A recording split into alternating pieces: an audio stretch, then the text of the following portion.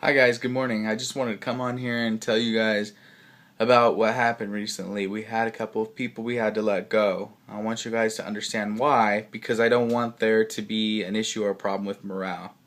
Look, Keith was on, Nico was on final warning. We agreed 3 months ago that if the numbers didn't get better in recruitment, that he would be let go. So we let him go today. The numbers haven't improved, and unfortunately, he was responsible for a lot of the reasons why our numbers dipped. We went from 22% 0 to 3 cancellations up to 40% 0 to 3 cancellations, 0 to 3 month cancellations. And when I asked him why we increased, he said, honestly, I just haven't been screening like I used to. Um, it was unacceptable. So we had to let him go. And I hope you guys understand that, and don't feel like this is something random that we're flipping a coin and you could be next. That's not the case at all. Coco, also on final warning. We tried everything we could with Coco. We moved him.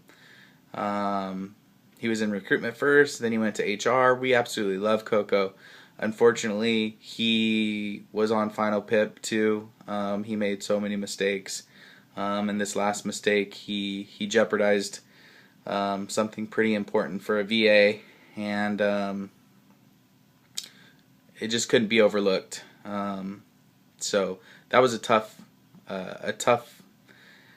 termination for all of us, as Coco was just the coolest guy in the world. Keith, he guys, we hired somebody new in that department, and the new person is able to outwork him within the first week. And he's arguing with his manager about changes in recruitment. And the manager came to me and just said, "Look, he doesn't want to change. He doesn't want to do things the way that we need to do things in recruitment to get better." Fortunately, this person that I'm talking about has like 7 years of recruitment experience, and knows exactly where the department needs to go to get better. And we're failing in recruitment, so I can't understand that attitude. On top of that, the fact that a new person was able to come in and beat his numbers consistently every day, when he's been doing the job for a year and a half. It's just so apparent that he's not cut out for that job, and he doesn't have the same values and goals that we have. Our goal is to expand this dinner table. I want to hire more Filipinos. I want to make more mothers and fathers better at what they do. I want to change kids' lives by having their moms and dads home with them instead of out in the workplace or traveling in between BPO companies. And I can't do that unless we're growing. Word of mouth is huge. And if we're failing in certain categories, it's just growth isn't going to happen.